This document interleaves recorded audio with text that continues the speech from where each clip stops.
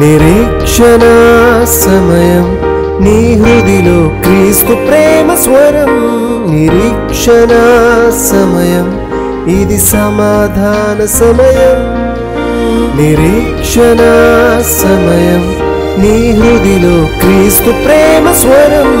నిరీక్షణ సమయం ఇది సమాధాన సమయం.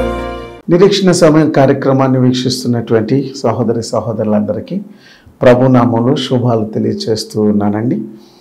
మరొకసారి మిమ్మల్ని ఈ విధంగా టీవీ పక్షంగా మిమ్మల్ని కలుసుకోవటానికి ఈ ఛానల్ ద్వారా దేవుడు నాకు ఇచ్చిన ఈ సమయాన్ని బట్టి ప్రభుని స్తుతిస్తున్నాను. ఇది నాన్న విశ్వాసులకు 7 ఆజ్ఞలు, అది ఫిలిప్పీలకు రాసిన పత్రికలో 4వ అధ్యాయం 1 నుంచి 6 వచనాలలో పౌలు భక్తుడు చెప్పినటువంటి ఆ 8 విషయాలను మనం చూద్దాం. ఫిలిప్పీలకు రాసిన పత్రిక 4వ అధ్యాయము 1 నుంచి 6 వచనాలు. కావున నేను అపేక్షించు నా ప్రియ సహోదరులారా, నా ఆనందమును నా కిరీటమునై ఉన్న నా ప్రియులారా, ఇట్లు ప్రభునందు స్థిరులై ఉండుడి, ప్రభునందు ఏక మనసు గలవారై ఉండుడి. యువోదియాను సుంటికేసు బతిమాలు కొనుచు ఉన్నాను. అవును, నిజమైన సహకారి ఆ స్త్రీలు క్లొమెంతోనూ నా ఇతర సహోదరులతోనూ సువార్త పనిలో నాతో కూడా ప్రయాసపడిన వారు గనుక వారికి సహాయం చేయమని నేను వేడుకొనుచు ఉన్నాను. ఆ సహకారుల పేర్లు జీవ గ్రంథమందు వ్రాయబడి ఉన్నవి. 4వ వచనం. ఎల్లప్పుడూ ప్రభునందు ఆనందించుడి, మరలా చెప్పుదును ఆనందించుడి, మీ సహనమును సకల జనులకు తెలియబడనీయుడి. ప్రభు సమీపముగా ఉన్నాడు, దేనిని గురించి చింతింపకుడు, కానీ ప్రతి విషయంలోనూ ప్రార్థన విజ్ఞాపనల చేత కృతజ్ఞతాపూర్వకముగా మీ విన్నపములు దేవునికి తెలియచేయడి. ఇక్కడ పౌలు భక్తుడు విశ్వాసులను గురించినటువంటి 8 ఆజ్ఞలు చెప్పినట్లుగా మనం చూస్తూ ఉన్నాం. ప్రియ సహోదరి సహోదరులారా, ఈ 8 కూడాను గొప్ప విషయాలుగా మనం ఇక్కడ చూడవచ్చు. ఎందుకంటే ఒక క్రైస్తవ విశ్వాస జీవితంలో ప్రతి విశ్వాసి మరి ఈ నియమాలను పాటించినట్లయితే వారు ఈ లోకంలో క్రీస్తు కొరకు సాక్షులుగా జీవించి ప్రభు వారి కొరకు ఏర్పాటు చేసినటువంటి నిత్య రాజ్యంలో ప్రవేశాన్ని వారు అర్హులై ఉంటారు. అంత మాత్రమే కాకుండా వారి ఈ లోకంలో జీవించిన కాలంలో వారి జీవితం ఆధ్యాత్మికంగా ఫలించటానికి, సాఫల్యత పొందటానికి ఎంతో ఉపకారంగా ఉంటుందని నేను తెలియజేస్తూ ఉన్నా. ఒక అద్భుతమైనటువంటి పత్రిక ఈ ఫిలిప్పీలకు రాసిన పత్రికలు. అయితే 4వ అధ్యాయము ఈ 6 వచనాలలో 8 విషయాలు మనం ఉన్నట్లుగా మనం చూస్తున్నాం. వాటిని తన సంఘంలో లేదా ఫిలిప్పీ సంఘంలో ఉన్నటువంటి విశ్వాసులకు భక్తుడైనటువంటి పౌలు వారికి ఆజ్ఞలుగా ఇచ్చినట్లుగా కూడా మనం చూడవచ్చు. నెంబర్ 1 ఏంటంటే వారు విశ్వాసం నందు స్థిరులై ఉండాలనని. రెండవది ఐక్యత విషయంలో వారు ఏక మనస్సు కలిగి జీవించాలనని 2వ వచనంలో చెబుతున్నాడు. 3వ వచనంలో వారికి కలిగిన సామర్థ్యమును బట్టి వారు దేవుని సేవను బలపరచాలనని, సహకారం అందించాలనని చెప్తూ ఉన్నాడు. 4వదిగా వారు ప్రభువునందు ఆనందించాలి అని 4వ వచనంలో తాను ప్రాధేయపడుతున్నాడు. 5వ వచనంలో వారు శ్రమలలో కూడా సహనాన్ని కలిగి ఉండాలనని, ఆ సహనమే అనేకులను క్రీస్తు దగ్గరికి నడిపిస్తుందని తెలియజేస్తున్నాడు. 6వ విషయం ఏంటంటే మీరు దేనిని గురించి చింత కలిగిన వారిగా ఉండకూడదు. Do not be anxious about anything అని 6వ వచనంలో చెప్తున్నాడు. అదే వచనంలో ప్రతి విషయంలో కూడాను మీరు ప్రార్థించాలి అని మరి ఒక అద్భుతమైనటువంటి విషయాన్ని చెప్తూ ఉన్నాడు. 8వది 6వ వచనంలో ప్రతి విషయంలో మీరు కృతజ్ఞత స్తుతులు చెల్లించాలి అని కూడా చెప్తున్నాడు. సో ఒక విశ్వాసి యొక్క జీవితంలో ఈ 8 గ్రేట్ థింగ్స్ లేదా గొప్ప విషయాలను కలిగి ఉన్నప్పుడు వారి యొక్క ఆధ్యాత్మిక జీవితం ఎంతో మరి ఫలభరితంగా ఉంటుంది అని ఇక్కడ మనం చూడగలం. మొట్టమొదటి చూసినట్లయితే పౌలు గారి యొక్క సువార్త పరిచర్యలో ఆయన మొట్టమొదటిగా వారికి చెబుతున్నటువంటి విషయం ఏంటంటే ప్రభువునందు మీరు స్థిరులై ఉండండి. చూడండి, ఈరోజున చాలామంది జీవితాలు ఎందుకు అతలాకుతలం అవుతున్నాయి అంటే ఈ లోకము చేత ఆకర్షించబడుతున్నటువంటి అనేక విషయములు బైబిల్ గ్రంథంలో మనం చూసినట్లయితే ఈ లోకంలో ఉన్నదంతయు శరీరాశ, నేత్రాశ, జీవపుడము ఇవి తండ్రి యొద్ద నుండి పుట్టినవి కాదు, కనుక తండ్రి ప్రేమ వారిలో ఉండదు అని చాలా స్పష్టంగా చెప్తా ఉంది. కాబట్టి చాలామంది అస్థిరమైనటువంటి విశ్వాస జీవితంలో కొట్టుమిట్టాడుతూ ఉన్నారు. అందుకనే బైబిల్లో మనం చూసినట్లయితే విశ్వాసమునకు దానికి ప్రాథమికంగా ఈ ప్రపంచంలో విశ్వాసానికి పునాది వేసింది ఒక యేసుక్రీస్తే. ఎందుకంటే ఆయన విశ్వాసమునకు కర్త, he is the author of faith అని బైబిల్ చెప్తా ఉంది. ఆథర్ అంటే ఏదైనా ఒక పుస్తకాన్ని రచించినటువంటి వ్యక్తి ఆ గ్రంథకర్తగా ఉంటాడు. అలానే విశ్వాసానికి కర్త ఎవరనంటే యేసు ప్రభు.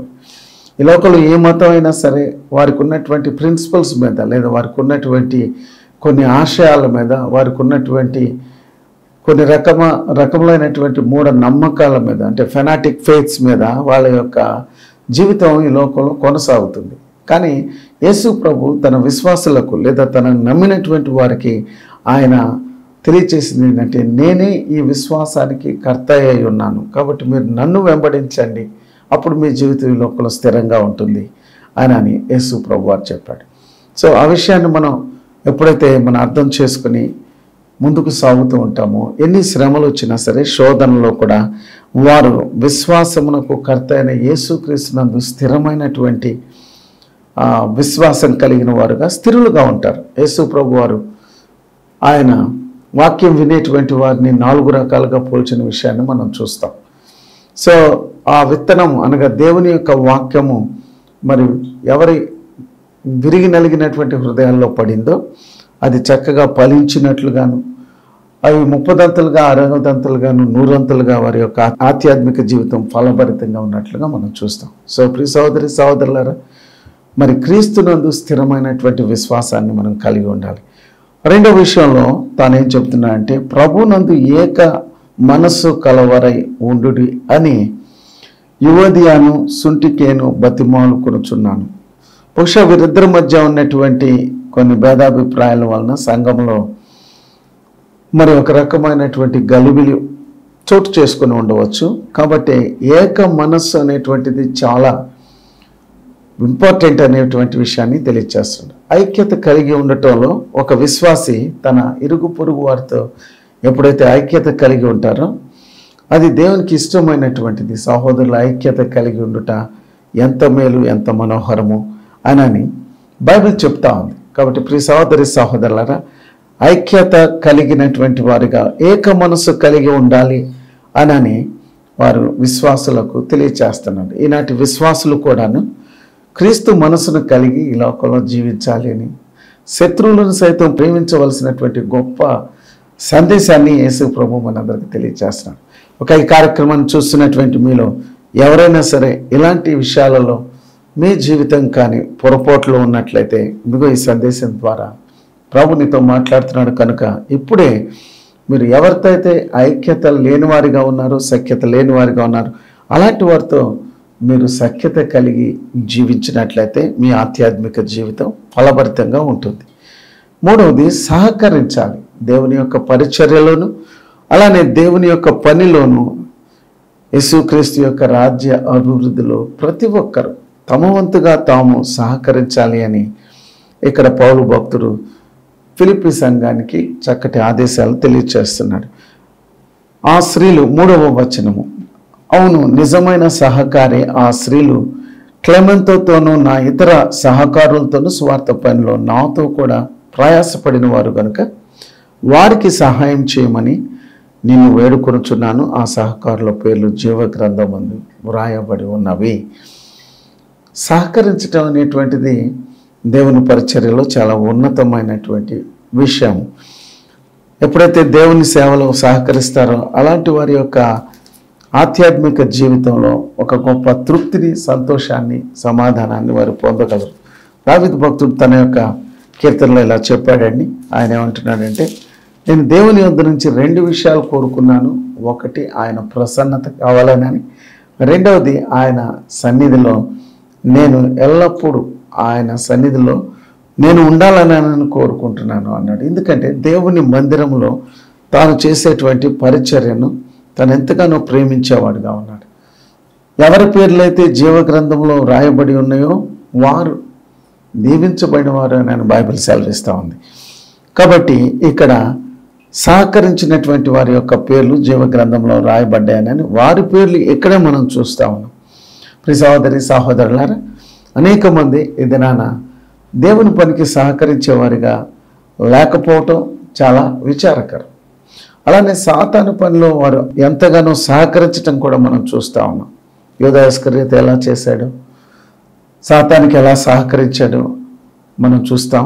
అలానే అననీయ సప్పీరాలు ఎలాగ సాతాను పనిలో వారు సహకరించి సంఘానికి ఎంతో నష్టాన్ని కలిగించినట్లుగా మనం చూస్తున్నాం. కానీ దేవుని వాక్యం సెలవిస్తూ ఉంది కదా, ఫిలిప్పీలకు రాసిన పత్రికలో ఎవరైతే ప్రభు కొరకు ప్రయాసపడతారో, పౌలు భక్తుడు అంటున్నాడు కదా, నాతో ప్రయాసపడినటువంటి వీరికి దేవుడు తప్పనిసరిగా ప్రతిఫలం ఇస్తాడు, ప్రభునందు వారి ప్రయాస వ్యర్థము కాదు. నాలుగవదిగా, ఒక నిజమైనటువంటి క్రైస్తవులు ప్రభునందు ఆనందించేటువంటి వారిగా ఉంటారు. పరిస్థితులు ఎలా ఉన్నా సరే వారి జీవితంలో క్రీస్తు మీద వారికి ఉన్నటువంటి విశ్వాసమును బట్టి వారు ప్రభునందు ఆనందించేవారిగా ఉంటారు. ఈ 4వ అధ్యాయంలో ప్రభునందు ప్రభునందు ప్రభునందు అని 4 చోట్ల మనం చూస్తున్నాం. ఒకటి, ప్రభునందు స్థిరులై ఉండుడి అని. రెండవది, ప్రభునందు ఏక మనసు కలిగి ఉండండి అని.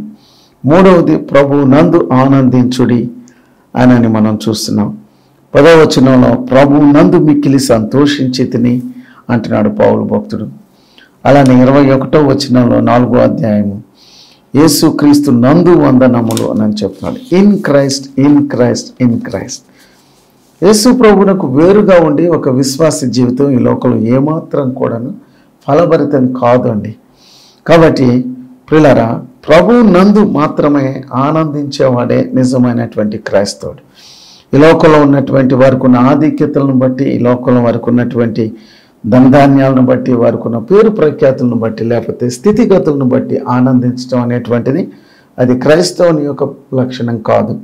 ఎందుకంటే అవి ఎప్పుడైతే వారి దగ్గర నుంచి దూరం అవుతాయో వారి సంతోషం కూడా వారికి దూరం అవుతుంది. కానీ యేసుక్రీస్తును కలిగినటువంటి ప్రతి ఒక్క వ్యక్తి యొక్క జీవితంలో మరి క్రీస్తును బట్టి వారు ఎప్పుడూ ఆనందిస్తూ ఉంటారు. 5వది, మీ సహనమును సకల జనులకు తెలియచేయండి. మీ సహనమును, కింద ఫుట్నోట్లో, మీ మృదుత్వమును సకల జనులకు తెలియచేయనీయుడి. సో ఇదొక మంచి ఆజ్ఞగా ఉన్నది. చాలామంది వారి మృదుత్వాన్ని లేకపోతే వారి మంచితనాన్ని పరిస్థితులకు ప్రతికూలంగా వారికి జీవితంలో ఎదురైనప్పుడు పోగొట్టుకునేటువంటి వారిగా ఉంటారు. అసహనాన్ని కలిగినటువంటి వారిగా ఉంటారు. వారి సాక్ష్యాన్ని పోగొట్టుకునే వారిగా ఉంటారు. అలానే క్రీస్తు యేసు నామానికి అవమానాన్ని తెచ్చేటువంటి వారిగా ఉంటారు.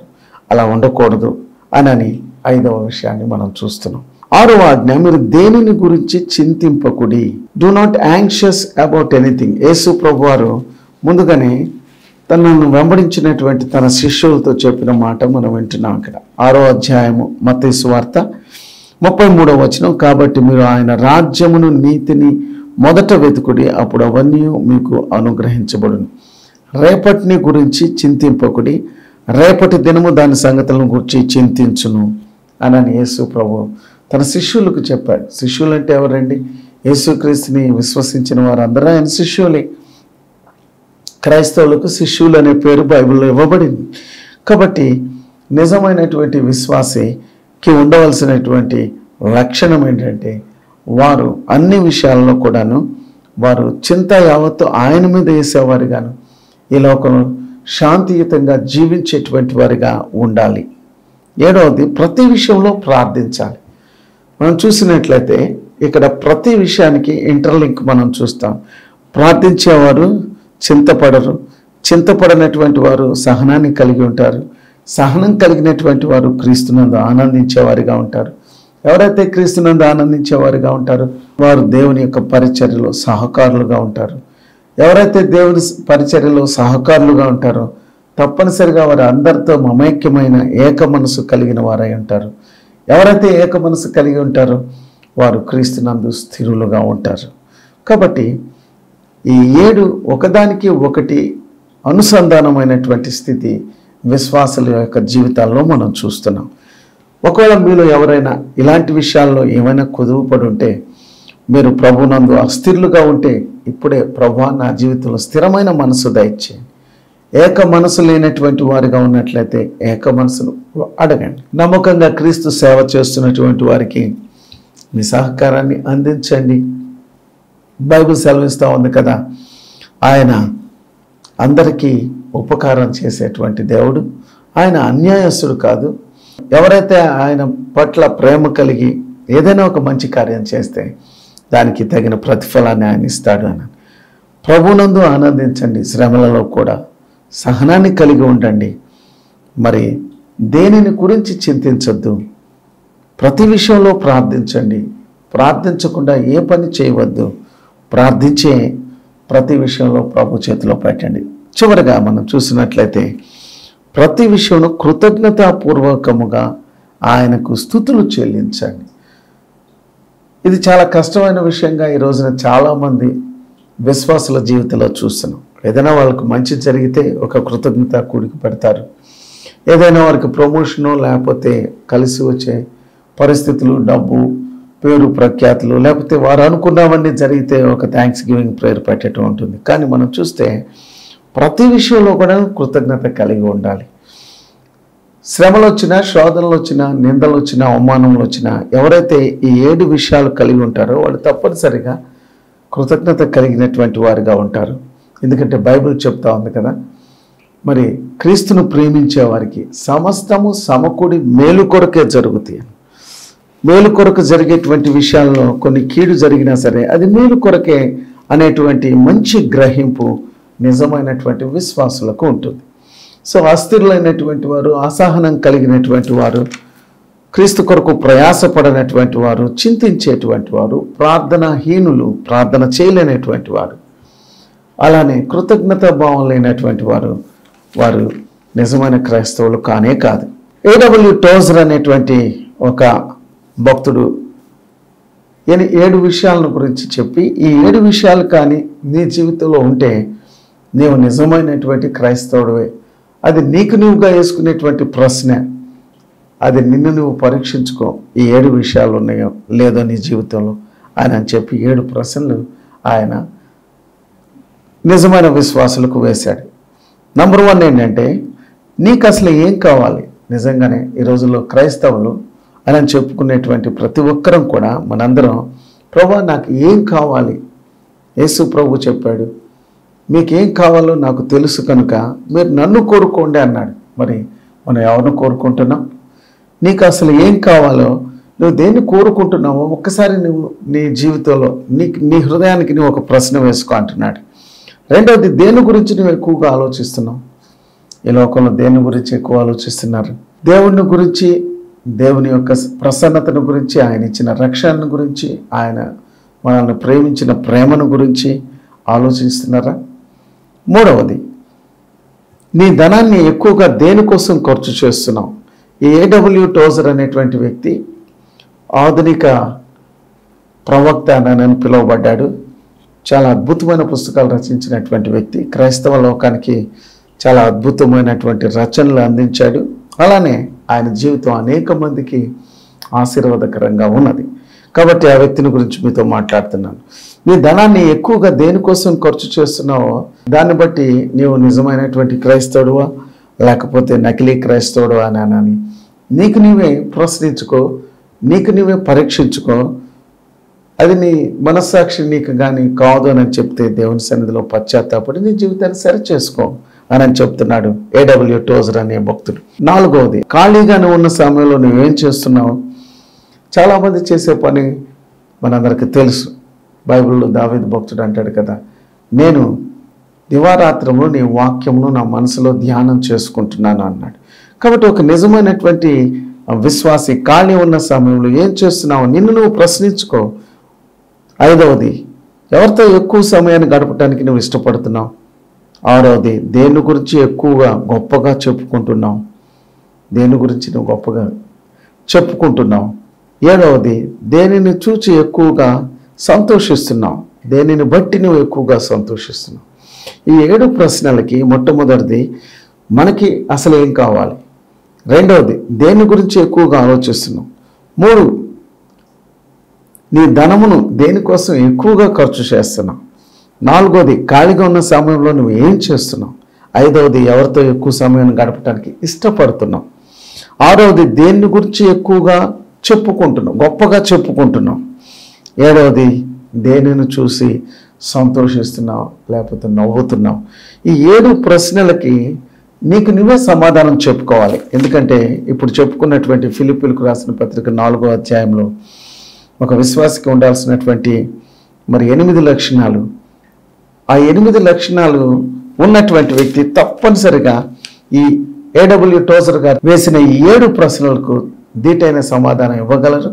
వారే నిజమైనటువంటి విశ్వాసులుగా వారు ఈ లోకంలో సంతృప్తిగా సంతోషంగా జీవించగలరు. కాబట్టి ప్రియ సహోదరి సహోదరులారా, ప్రస్తుతం ఉన్నటువంటి లోకంలో మనసులో స్థిరత్వం లేకపోతే కుటుంబంలో కానీ సమాజంలో కానీ ఏక మనసు లేక, ఐక్యత లేక, అలానే మంచి పని చేసేటువంటి వారికి సహకారాన్ని అందించలేనటువంటి వ్యక్తిగా ఉన్నావా? లేకపోతే శ్రమలు వచ్చినప్పుడు నీవు సహనాన్ని కోల్పోయినటువంటి వ్యక్తిగా, క్రీస్తును దూషించే వ్యక్తిగా ఉన్నావా? లేకపోతే నీ జీవితంలో వచ్చేటువంటి సమస్యలతో చింతిస్తూ నిరాశ నిస్పృహతో కూర్చున్నావా? ప్రార్థించడం మానేసావా? దేవునికి థ్యాంక్స్ లేదా కృతజ్ఞత చెప్పడం మానేసావా?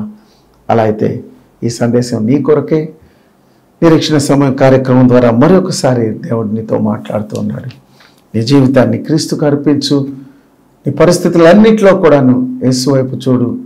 నీ కుటుంబం విషయంలోనూ, నీ ఆధ్యాత్మిక జీవిత విషయంలో దేవునికి ఉన్నటువంటి గొప్ప ప్రణాళికలో నీవు భాగస్వామిగా మారవచ్చు. అలా నువ్వు ఇష్టపడినట్లయితే ఇప్పుడే ఒక చిన్న ప్రార్థన నీకోసం చేస్తాను. నేను ప్రార్థించే సమయంలో మీ కొరకు మీరు కూడా ఒక చిన్న ప్రార్థన చేసుకోవాల్సిందిగా వేడుకుంటున్నాను. తలలు వంచుదాం. ప్రేమ కలిగిన తండ్రి, కృప కలిగిన యేసయ్యా, నీకు వందనాలు, స్తుతులు, స్తోత్రాలు. నిరీక్షణ సమయం కార్యక్రమాన్ని వీక్షిస్తున్న ప్రతి సహోదరి సహోదరు కొరకు నీ సన్నిధిలో ప్రార్థిస్తూ ఉన్నాను. టీవీలో వాక్యం వింటున్నటువంటి బిడ్డలు కానీ, అలానే ప్రభు యూట్యూబ్లో ఈ మెసేజ్ని మనశ్శాంతి లేక వింటున్నటువంటి వారు కానీ, వారి పరిస్థితులు గందరగోళమైనటువంటి స్థితిలో నిరాశ నిస్పృహలో ఉన్నటువంటి వారికి ఇదిగో తండ్రి, మీరిచ్చినటువంటి ఈ యొక్క గొప్ప శాంతి, మీరిచ్చే గొప్ప పాప క్షమాపణ, మీరు అనుగ్రహించేటువంటి నూతన హృదయం, నూతన జీవితం వీరికి ప్రసాదించమని ప్రార్థిస్తూ ఉన్నాను. నీ అందు స్థిరులుగా ఉన్నటువంటి వారి యొక్క జీవితాల్లో నుంచి వెనువెంటనే వారి యొక్క జీవితంలో ఎలాంటి పరిస్థితులు చోటు చేసుకుంటాయో ఈ వాక్యం ద్వారా మీరు మాట్లాడారు. అలానే 7 ప్రశ్నల ద్వారా మేము నిజమైన విశ్వాస జీవితంలో కొనసాగుతున్నామా లేకపోతే తొట్టిల్లినటువంటి అవిశ్వాసులుగా జీవిస్తున్నామా అనేటువంటి 7 ప్రశ్నలు కూడా మా ముందు ఉంచారు. ప్రభా, ఈ కార్యక్రమాన్ని వీక్షిస్తున్న ప్రతి వ్యక్తి జీవితం, ప్రతి కుటుంబంలోనైనా సాతానుకు దాని యొక్క ప్రలోభాలకు లోనై ఎన్నో కుటుంబాలు విచ్ఛిన్నమైపోయిన ఈ దినాలలో మరొకసారి నీ సమాధానం, నీ శాంతిని ఈ కుటుంబాలకు దయచేయమని, నీలో వీరందరూ కూడాను మీరు పిలిచేటువంటి గొప్ప ఆహ్వానానికి వీరందరూ స్పందించేవారిగా తండ్రి, వీరందరికీ అలాంటి హృదయం దయచేయమని ప్రార్థిస్తున్నాను. ప్రతి ఒక్కరి హృదయం అనే తలుపు దగ్గర నిలబడి తట్టుచూ ఉండగా వెంటనే వారి హృదయాలు తెరిచి నిన్ను ఆహ్వానించేవారిగా వీరికి అట్టి మనసును నీ ఆత్మ ద్వారా కలిగించమని యేసు పరిశుద్ధ నామములో స్తుతించి ప్రార్థిస్తున్నాను. ఆమేన్. గాడ్ బ్లెస్ యూ అండి. మళ్ళా తిరిగి ఈ కార్యక్రమం ఇదే సమయానికి ఇదే ఛానల్లో వీక్షించేంత వరకు దేవుని కృప మీకు నిండుగా తోడయండి నడిపించును గాక. ఆమేన్. Thank you. ఒంటరితనముతో, ఓదార్పు లేక, ప్రేమించేవారు లేక, జీవితంలో నిరాశ నిస్పృహలో ఉన్నవారికి ఆ ప్రభు ప్రేమను రుచి చూడాలని, మీ జీవితాలను మరియు మీ కుటుంబాలను ఆనందంతో నింపుకోవాలని ఆశపడేవారికి ఇదే మా ఆహ్వానం. మన గుంటూరు పట్టణంలో నెహ్రూ నగర్ 7వ లైన్లోని house of prayer fellowship church నందు జరిగే ఆదివారం ఆరాధనకు మిమ్మల్ని ఆహ్వానించుచున్నాము. ఆదివారం ఆరాధన సమయం ఉదయం 10:30 దైవజనులు సోల్మన్ రెడ్డి గారు వాక్యమును అందించి మీ అన్ని అవసరతల కొరకు ప్రార్థిస్తారు. మా address house of prayer fellowship church, Nehru Nagar 9th line, Guntur. మా సెల్ ఫోన్ నంబర్ 939478 882237. మరియు మా ఉదయకాలపు ఆరాధన ఆర్టీసీ కాలనీలోని house of prayer fellowship church నందు 8 గంటల నుండి 10 గంటల వరకు జరుగును. అడ్రస్ ఆర్టీసీ కాలనీ 1వ లైన్, గుంటూరు. మా ఫోన్ నంబర్ 9394782237. అందరూ ఆహ్వానితులే.